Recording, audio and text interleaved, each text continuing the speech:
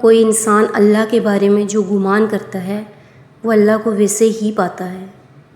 اس کا مطلب یہ ہے کہ ہم اپنی سوچ کو درست کریں۔ ہماری منفی سوچ ہم پر حاوی ہو رہی ہے۔ ہم اپنے نقصان کا ذمہ دار اللہ کو ٹھہراتے ہیں۔ ہم اپنے گناہوں کا ذمہ دار اللہ کو ٹھہراتے ہیں۔ ہم کہتے ہیں ہم نماز نہیں پڑھتے تو اللہ نے ہم سے توفیق چھین لی ہے۔ اللہ نے ہمیں توفیق ہی نہیں دی۔ جب اللہ چاہے گا تو ہم کر لیں گے۔ ہم کب تک اللہ کو قصوروار ٹھہراتے رہیں گے؟ کیا اللہ ایسا کر سکتا ہے کہ ہم نماز پڑھنا چاہیں اور اللہ ہمیں توفیق نہ دے؟ اللہ ہم سے نماز کی توفیق چھین لے؟ ہم گناہوں سے رکنا چاہیں تو اللہ ہمیں گناہوں کی طرف مائل کرے؟ یہ تو پاسبل نہیں ہے۔ ہم اللہ کی دی ہوئی نعمتوں سے اتنے ناشکر ہیں کہ ہمیں احساس ہی نہیں ہوتا کہ ان میں سے اگر ایک نعمت ہی ہم سے چھین لی جائے تو ہماری زندگی کیسی ہو جائے گی۔ ہماری نافرمانیوں کے، ہماری غلطیوں کے، ہماری کوتاہیوں کے باوجود اللہ نے ہمیں ہزاروں، لاکھوں، کروڑوں نعمتوں سے نواز رکھا ہے۔ اپنے جسم کی طرف ہی دیکھیں، ہماری آنکھیں، ہمارا ناک، ہمارے کان، ہمارے ہاتھ پاؤں، یہ سب اللہ کی دی گئی نعمتیں ہیں۔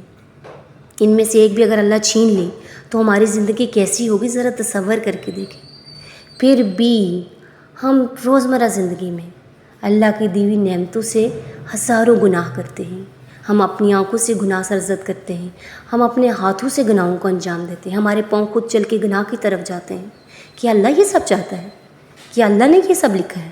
نہیں، ایسا نہیں ہے۔ یہ سب شیطانی عمل ہے۔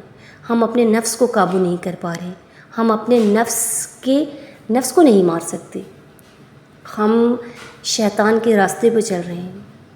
ہم اتنے گمراہ ہو چکے ہیں، شیطان نے ہمیں اتنا گمراہ کر دیا ہے کہ ہم اس چیز سے عاری کہ اللہ چاہے تو کچھ بھی کر سکتا ہے۔ ہم گناہ کرتے جاتے ہیں۔ اللہ نے تو ارشاد فرما دیا ہے کہ اے ابن آدم، ایک تیری چاہت ہے، ایک میری چاہت ہے، پر ہوگا وہی جو میری چاہت ہے۔